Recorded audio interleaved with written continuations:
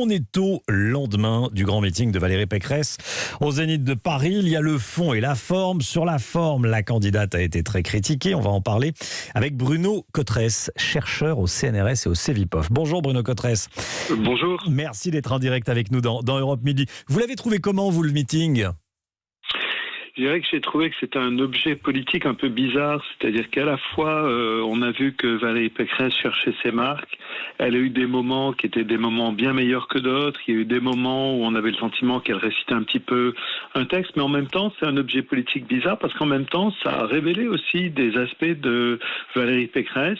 En particulier, elle a beaucoup martelé sa position assez martiale, on va dire une attitude qui voulait vraiment démontrer aux personnes qui assistaient et qui regardaient le meeting qu'on avait affaire à quelqu'un qui avait le sens du commandement, qui voulait incarner la posture extrêmement verticale avec le poing très souvent serré, qui allait de bas en haut pour incarner un geste du pouvoir. Et donc c'est pour ça, il y a, je dirais, sur la forme, c'est un peu ambivalent. Il y a du pour et il y a du contre sur la forme. En quoi c'est important un meeting réussi au temps des réseaux sociaux ?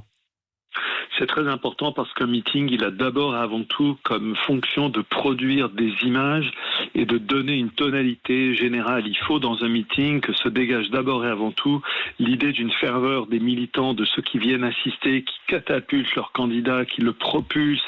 Le candidat, lui, doit montrer qu'il trouve de l'énergie, qu'il trouve au fond beaucoup de soutien, non seulement par les présences de cadres du parti, et là il y avait tout ce qu'il fallait. En premier rang, il y avait vraiment le banc et l'arrière-banc des Républicains, mais aussi que ça se dégage une ferveur vraiment de la part des militants. Et de ce point de vue-là, hier, c'est vrai qu'il y avait un petit peu les deux là aussi. Il y a eu des moments où les militants scandaient Macron ou Touquet, Valérie à l'Élysée. Et puis il y avait des moments où il y avait un petit peu du contre-emploi, c'est-à-dire que les militants applaudissaient, mais peut-être quelques secondes avant, quelques secondes après le moment où il aurait fallu. Donc voilà, quoi. Un meeting, ça sert d'abord et avant tout à produire ce type d'image. Voilà pour la forme. Quant au fond, on a noté un virage sur l'aile droite avec notamment l'usage du terme grand remplacement pour parler d'immigration de masse. On l'écoute. Face à ces questions vitales, pas de fatalité, ni au grand déclassement, ni au grand remplacement. Pourquoi utilise-t-elle désormais le terme de grand remplacement qui était réservé jusqu'ici à la droite dure ? Vous savez, il y a parfois une critique qu'on fait aux candidats à l'élection présidentielle, c'est une critique sur laquelle ils se tromperaient du tour d'élection. Là, par contre, on peut dire que Valérie Pécresse ne s'est pas trompée.